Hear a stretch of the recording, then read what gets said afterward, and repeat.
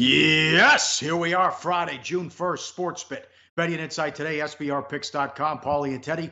I'm at Real SportsBit. He's at Teddy_Covers. 2 months away from the Hall of Fame game. Getting close to the start of the NFL season and preseason football. Tennessee Titans today, playoff team, new coach, new coordinators. The Colangelo mess with the shot clock as well, and a brief look at Game 2, as we could have suspensions. We'll touch on Game 2 Sunday NBA Finals. Here we go, 124, 114 in overtime. The bad beats all over the place in Game 1. The under as high as 217.5, 196 with 2:50 left. Foul, three-point play, foul, lay-ins. Hill misses the free throw. First half under 110.5. Curry from 38 feet puts that over. Cavs first half money line plus 350 as a result of the Curry three. Klay Thompson prop under 21 or 20.5 points. That gets there as a result of overtime. He also missed much of the first quarter with the injury. Second half vicious beat. Cavs plus 8.5 or 9 or 9.5. That gets there with the Thompson foul with 4 seconds left and Livingston knocking down the free throws. I can't believe what happened in Game 1, and LeBron goes for 51 in the loss. Yeah, I mean, it was an epic game. Look, we saw an epic Game 1 of the NHL Finals, and last night we saw an epic Game 1 of the NBA Finals, and a series that, look, didn't have quite the luster that it might have had somebody else made the finals. The same matchup 4 years in a row. Let's put it this way: the game wasn't even sold out last night at Oracle Arena. Yeah. Brokers were selling tickets for less than face value. That doesn't happen for NBA Finals unless you're in a situation like we are with the same teams back again and again and again. But to talk about all the different bad beats and all the different crazy things that happened in that ballgame, I mean, we haven't even gotten into the final minute of insanity of that contest in regulation. But for me, Pauly, obviously it's a bad bet if you had the under and a lucky result if you had the over. I had the Cavs plus 13 in my pocket. I had a little bit of money line in my pocket. I'm feeling good about the money line. I end up sweating the plus 13 in OT. They could have not covered that game. It got freaking dicey in the last minute of OT before finally J.R. Smith, the GOAT, hit the three-pointer that made sure they were going to cover the spread. Yeah, also total points, J.R. Smith under 9, three-point field goals, 23. That pushed. Points, rebounds, assists, Draymond Green, 29.5. I mean, the bad beats are endless here with what happened. Cause for concern, though, the Warriors stunk. They were horrible defensively. They got beat 53-38 on the boards, 19-4 offensive rebounds. LeBron has 51. They lose the game. Oh.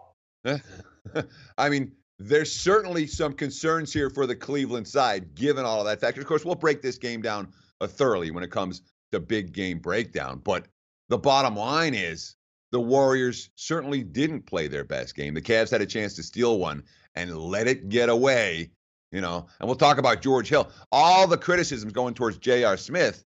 It's George Hill, the 81% free throw shooter who alligator armed it. If he hits the free throw, the Cavs win, likely. And we'll have a very different scenario going into Game 2, including probably a very different point spread if the Warriors were down 1-0 as opposed to the Cavs being down 1-0. I think had Cleveland won that game, we might be looking at a 14 in Game 2 as opposed to the 12s that we'll talk about in just a few minutes. I love Tyronn Lue ripping J.R. Smith, too, or at least telling the truth. He thought it was over. He thought we were up 1. Smith lied afterwards. You can see when they put the camera on him after the play. He told LeBron, I thought we were ahead. And it's the second time he's done that. That is unbelievable. Great job, William Hill, with the props.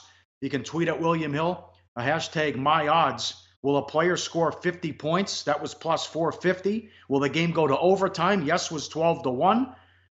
So many things you can bet. Will the Cavs plus 18.5 was minus 240. Will a team score 34 points in a quarter, minus 175? That didn't happen, but KD, Steph, and LeBron to all score 30 points is 2-1. Golden State to win between 1 and 5 points plus 450. Will a team win by 20 or more plus 225? Will Klay have 30 points? Will LeBron average 35, 10, and 10? Just tweet at him, hashtag #MyOdds. If you want it, they'll put it up. Great job, William Hill. And I can't believe someone, and LeBron's the first guy to score 50 in the finals and lose the game.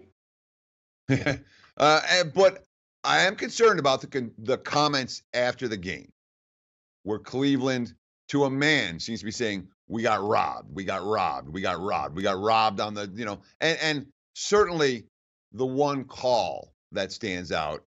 You don't often see a charge get turned around a blocking foul and get turned around and end up in a charge. Or it's vice versa, the block versus the charge. The charge block call with Durant and LeBron at the end of the game, where it doesn't happen.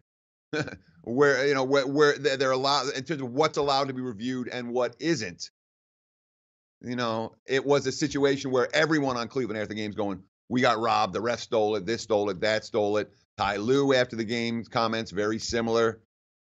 That worries me. Although I think the extra prep time, the fact they play Thursday and then get 2 days off for playing on Sunday, probably helps the Cavs more than it helps the Warriors. There were some other games in the world of sports. Also a vicious beat. The Pirates plus $1.20 or plus the run and a half minus 120 led 8-5 in the bottom of the ninth.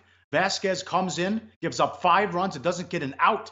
A 3-run walk-off, the only way you could lose. 10-8 Cardinals there. And the Pirates were minus 1,000 in play in the ninth inning. Yeah, minus 1,000 in play. In the ninth, when you have a multi-run blown save opportunity. And we've seen that. Of course, let's not forget Pittsburgh rallied from behind in that ball game in a situation where it looked like St. Louis was in control. But to cover the run line on the walk-off bomb, yeah, that's a pretty tough beat if you had the Pirates in your pocket. Bad for the books. A lot of people were able to middle the game last night. If you grab the 13 and then you could lay 4 or 5 in play. Also, what happened in the second half with 8.5, 9, or 9.5 as they win by 10. Bad for the books. The over 214 up to 217.5. The Cubs 150 up to 170. Beat the Mets on the road 5-1. And Texas, Seattle under. Big move there. 8.5 down to 7.5. LeBlanc under again. 6-0 to the under. And a 6-1 final as Seattle wins. Yeah, and Wade LeBlanc, again, we talk about pitchers that are under the radar, that are cashing tickets in one direction. These are streaks worth riding. Here's a lesser known, lesser tier guy who is doing nothing but cashing under tickets. 6 straight for LeBlanc, something worth noting the next time he's on the hill. Like the show? Help us keep the lights on. Please make sure to comment, share, and subscribe to all the Sportsbook Review videos. Thanks so much. Best of luck. Enjoy the game.